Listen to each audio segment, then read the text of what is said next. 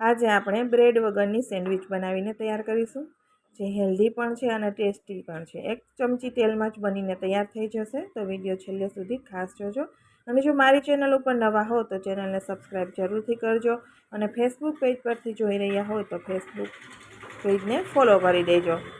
તો ચાલો બનાવવાનું શરૂ કરીએ. તો સૌથી પહેલાં આપણે પેન ગેસ ઉપર રાખી અને એની અંદર 1 નાની ચમચી જેટલું જ આપણે તેલ નાખવાનું છે. તેલ ગરમ થાય એટલે આપણે અહીંયા જીરું નાખી દઈશું.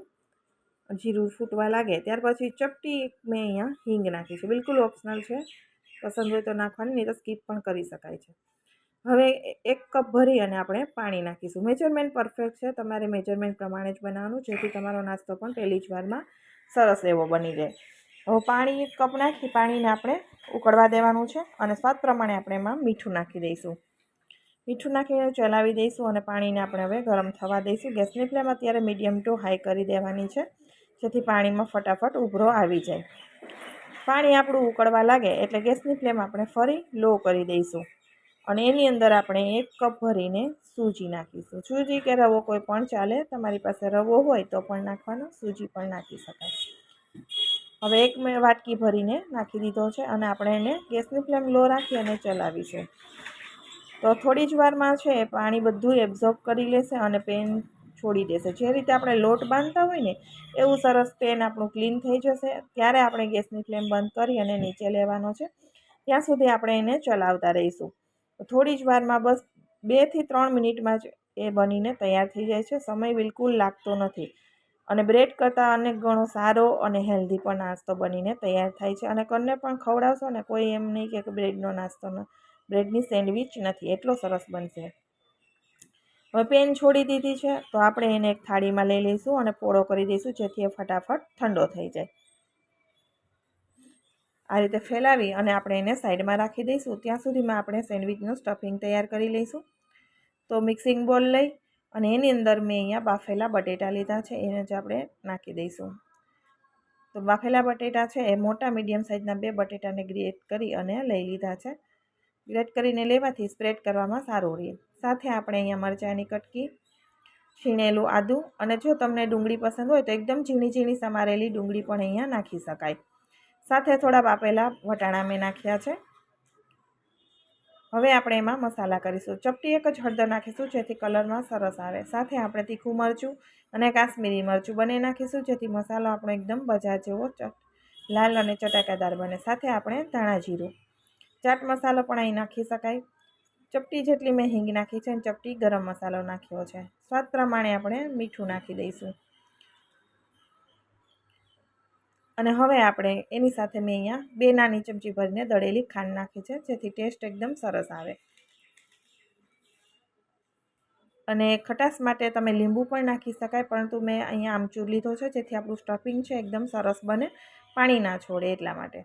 બટેટું ચીકણું હોય તો તમારે થોડો ચોખાના પૌવા છે એ દળીને નાખી દેવાના, જેથી તમારું સ્ટફિંગ છે સારું બને. ચીકણું બટેટું હોય તો એવું કરવાનું, અને ઢીલું રહેતું હોય તો, નહીં તો તમે આ રીતે કંઈ નાખો નહીં તો પણ ચાલે. છેલ્લે આપણે લીલા ધાણા સમારેલા નાખી અને સરસ રીતે આપણે મસાલાને મિક્સ કરી દેવાનો છે. એટલે એકદમ સરસ તમે જોઈ શકો છો, મસાલાનો કલર પણ એકદમ સરસ આવ્યો છે અને ટેસ્ટી પણ એટલો જ બનીને તૈયાર થાય છે. હવે આપણો મસાલો સાઈડમાં રાખી દઈશું. તૈયાર થઈ ગયો છે. તો હવે આપણે જે સૂજી ઠંડો થવા માટે રાખ્યો છે એને લઈ લઈશું, અને હાથમાં બિલકુલ નહીં ચોટે, અને આપણે જે રીતે રોટલો મસળતા હોય ને એ રીતે લોટને મસળી અને પીંડો કરી દેવાનો છે. આપણે રોટલી ન હોય ને એવો, આ રીતે થોડી જ વારમાં થઈ જશે. બહુ સમય પણ લાગતો નથી અને બહુ મહેનત પણ લાગતી નથી, સરસ થઈ જાય છે ફટાફટ. તો અહીંયા એકદમ સરસ સૂજી આપણો ચીકણો થઈ જાય ને, તો આપણને એમાંથી કોઈ પણ પ્રકારનો નાસ્તો તમે શેપ આપી શકાય છે, બનાવીને તૈયાર કરી શકાય. તો જ્યારે પણ બાળકો બ્રેડ ખાવાનું કે એવું કહેતા હોય તો બજારની બ્રેડ કરતાં તમે ઘરે આ રીતે 1 વાટકીમાંથી 6-7 સૂજી બની નાસ્તો બનીને તૈયાર થઈ જાય છે. તો તમે એ બાળકોને લંચ બોક્સમાં પણ આપી શકાય, અને જો આ રીતે બનાવીને આપો ને તો હેલ્થ માટે પણ ઘણો સારો છે બજારની બ્રેડ કરતાં, કે આમાં મેંદાનો પણ ઉપયોગ નથી હોતા, કોઈ પણ સોડા કે કાંઈ વસ્તુ ઈસ્ટનો ઉપયોગ થતો નથી. તો બને ત્યાં સુધી આપણે આવો નાસ્તો બનાવો તો બાળકો માટે પણ સારું રહે. હવે સરસ એવો સૂજી તમે જોઈ શકો છો, લોટ જેવો જ થઈ ગયો છે. આપણે જેવો શેપ આપવો એવો આપી શકાય એવો થઈ ગયો છે. તો ચોપિંગ બોર્ડ ઉપર મેં અહીંયા થોડું તેલ લગાવી દીધું છે, જેથી ચોંટવાનો ડર ન રહે.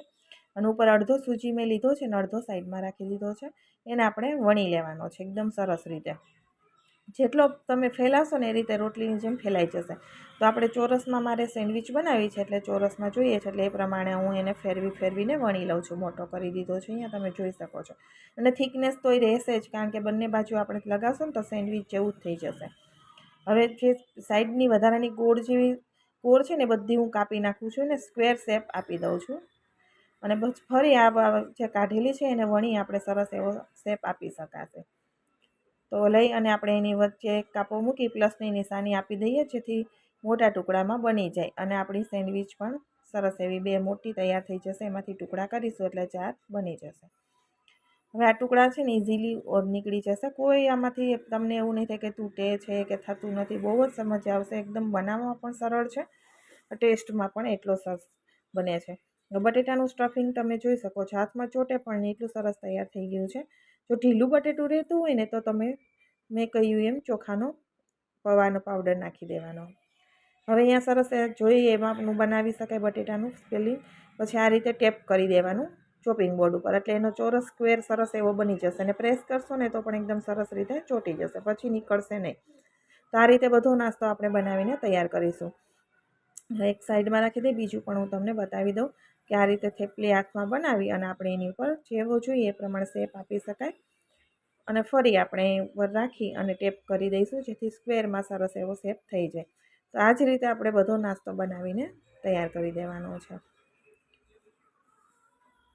ફેલાવીને બ્રેડ કરતાં પણ મજા આવશે. બ્રેડ પણ તૂટવાની ડર લાગે, એટલો પણ આમાં ડર લાગતો નથી. એ સરસ બનીને તૈયાર થાય છે. તો આવી રીતે બધો જ આપણે જેટલા બને એટલા બનાવીને તૈયાર કરી દેવાના છે. અને પછી આપણે એને કટિંગ કરવાનું છે બ્રેડની જેમ જ. વચ્ચેના ભાગમાંથી ઇઝીલી થઈ જશે, એમાં પણ કોઈ પ્રોબ્લેમ થતી નથી. અને સરસ રીતે તમે જો બટેટું કે લોટ કંઈ પણ છૂટું પડતું નથી. સરસ એવું કટિંગ થઈ ગયું છે. આ રીતે બધું જ કટિંગ હું અત્યારે કરી દઉં છું. તો એક વાટકીમાંથી 6 બનીને તૈયાર થશે. આ રીતે તૈયાર થઈ ગયા છે. હવે આપણે એની ઉપર પેટર્ન પાડી દઈશું. તો જે રીતે આપણે ગ્રીલ સેન્ડવિચ બનાવતા હોય ને એ રીતે જ બનીને તૈયાર થઈ જશે. પરંતુ ગ્રીલના તવાની તમારે જરૂર નથી. અહીંયા મોટું ચપ્પુ લેવાનું જાડું અને ઊંધું રાખી દેવાનું.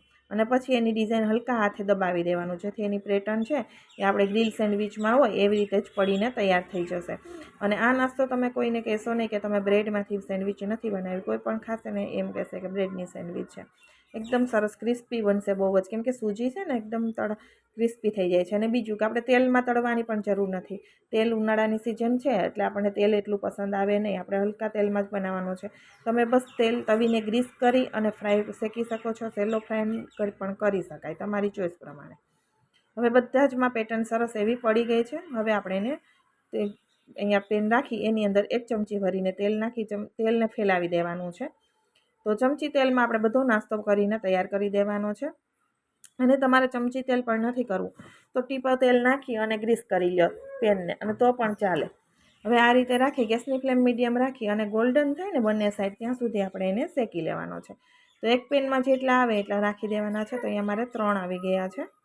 એ 3 આપણે રાખી દઈશું. અને વચ્ચે વચ્ચે હું એને ચલાવતી રહીશ પેનને જ. નાસ્તાને અડવાનો નથી. પેનને ચલાવીએ ને તો એ ફરતું રહે, એને મેળે શેકાતું જશે. અહીંયા આપણે સાઈડ પલટાવી દીધી છે. અને પલટાવવામાં પણ સરળતા રહેશે. એક હાથેથી તમે ઊંચું કરીને બાજુથી પલટાવી શકાશે. તો બંને બાજુ આ રીતે ગોલ્ડન કલર આવે ત્યાં સુધી આપણે એને શેકી લેવાનો છે. એકદમ સરસ કલર આવી જવો જોઈએ અને ઉપરથી ક્રિસ્પી થઈ જશે એકદમ. તમે ખાશો ને તો તમને એકદમ મસ્ત મજા આવશે. એવો ક્રન્ચી એવો બનીને તૈયાર થશે. તો બ્રેડ વગર અને હેલ્ધી આપણો નાસ્તો અત્યારે તમે જોઈ શકો છો. સરસ એવી સેન્ડવિચ લેવું જ સેમ ટુ સેમ આપણને કલર પણ આવી ગયો છે, ક્રિસ્પી પણ થઈ જાય છે. અત્યારે તમે એને અડો ને એકદમ ક્રિસ્પી બની ગયો છે. અને આપણો નાસ્તો આ રીતે બધો જ આપણે શેકી અને તૈયાર કરી દેવાનો છે. જો તમને આ રેસીપી પસંદ આવે ને તો મારી ચેનલને સબસ્ક્રાઈબ જરૂરથી કરજો. તો બધો જ નાસ્તો મેં અહીંયા રેડી કરી દીધો છે અને ખૂબ જ સરસ એવો હેલ્ધી બનીને તૈયાર થઈ ગયો છે. તમે ચીઝ પણ નાખી શકો છો, કાકડી ટમેટાં પણ તમારી ચોઈસ પ્રમાણે તમે અહીંયા નાખી શકાય છે અંદર. તો તમને કેવો લાગ્યો છે કોમેન્ટ બોક્સમાં જણાવજો. વધુમાં વધુ લોકો સાથે શેર કરજો. લંચ બોક્સ કે ટિફિન બોક્સ કે એક નાની મોટી પાર્ટી હોય, મહેમાન આવ્યા હોય તો પણ તમે આ રીતે બનાવીને ખવડાવી શકો. અને ફટાફટ બની જાય છે, કોઈ સમય નથી લાગતો અને બને છે પણ એટલો સરસ કે બધા લોકોને ભાવશે જ. તો મારી ચેનલને સબસ્ક્રાઈબ જરૂરથી કરજો. કોમેન્ટ બોક્સમાં જણાવજો. સુપર ટેસ્ટી ક્રિસ્પી એવો બ્રેડ વગરની આપણી સેન્ડવિચ બનીને તૈયાર થઈ ગઈ છે. ફરી મળીશું આવા જ નવા વિડીયો સાથે. આવજો.